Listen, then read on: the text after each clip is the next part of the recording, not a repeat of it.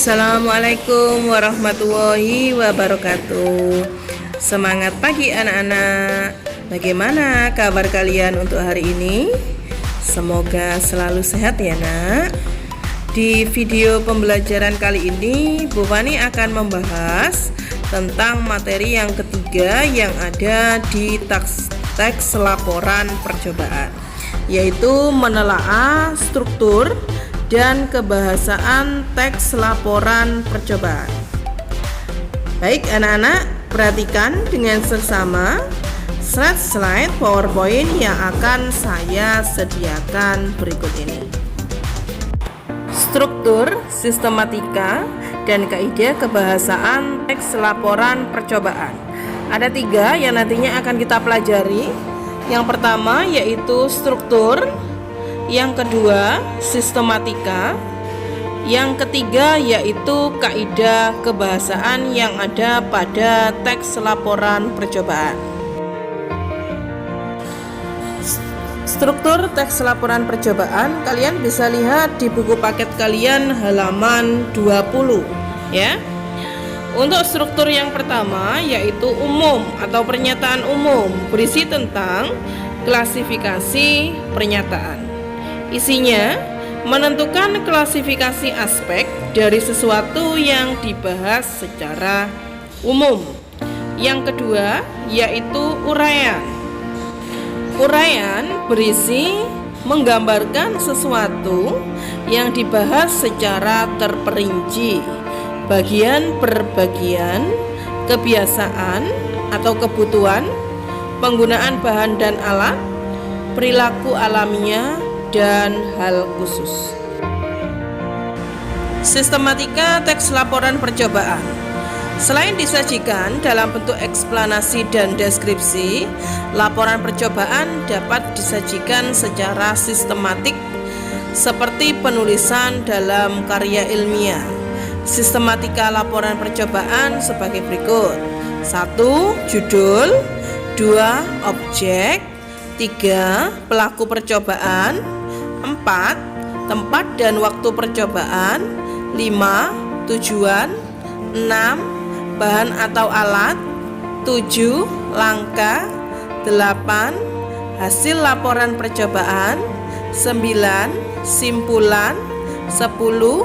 Daftar pustaka.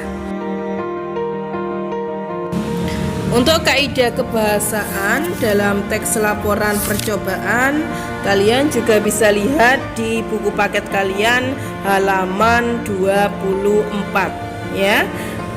Untuk kaidah kebahasaan yang pertama yaitu memperkenalkan aspek umum atau kelompok atau generik seperti kendaraan roda 2, transportasi umum, mamalia, keluarga kucing, ikan air tawar, unggas, reptilia, dan lain-lain. Itu contohnya. Yang kedua yaitu menggunakan kata tugas hubungan logis. Contohnya ketika, maka, dan seterusnya. 3. Menggunakan kalimat aktif. 4. Menggunakan kata kerja aktif untuk menggambarkan proses dan aksi. 5. Menggunakan kata serapan atau istilah khusus sesuai bidang ilmu yang berkaitan dengan objek yang diamati. 6. Tidak ada urutan waktu, yang ada urutan kegiatan. 7. Menggunakan kata benda dan frasa benda dibandingkan kata ganti orang. 8. Biasanya disertai dengan foto, diagram, atau tabel untuk memperkuat hasil pengamatan.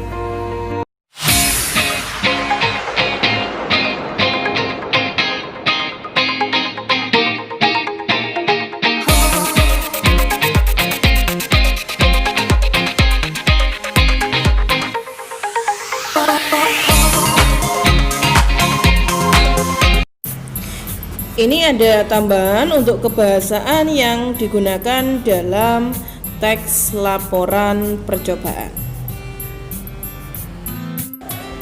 Menggunakan sinonim dan antonim.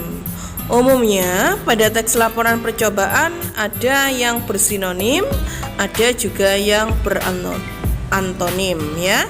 Sinonim merupakan persamaan kata, sedangkan antonim merupakan lawan kata. Menggunakan kata bilangan. Kata bilangan menunjukkan jumlah bahan yang digunakan dalam teks laporan percobaan.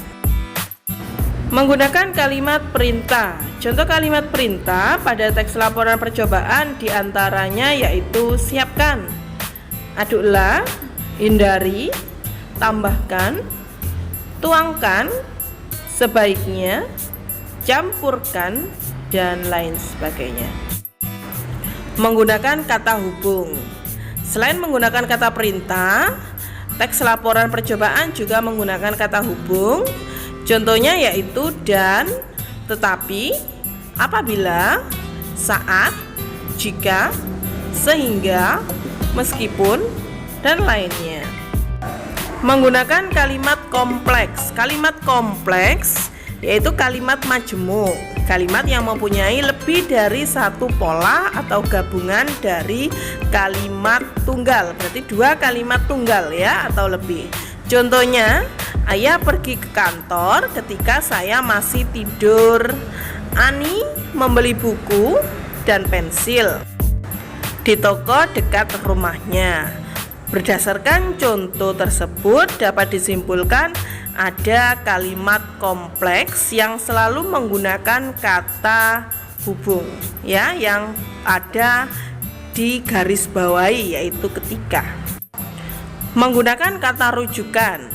Kata rujukan merupakan kata yang merujuk pada kata lain yang telah diungkap sebelumnya. Yang nomor 1, rujukan benda atau hal, ini, itu, tersebut. 2, rujukan tempat, di sini, di sana, di situ. Rujukan orang, dia, ia, mereka. Menggunakan istilah teknis. Istilah teknis itu istilah keilmuan yang digunakan dalam bidang tertentu.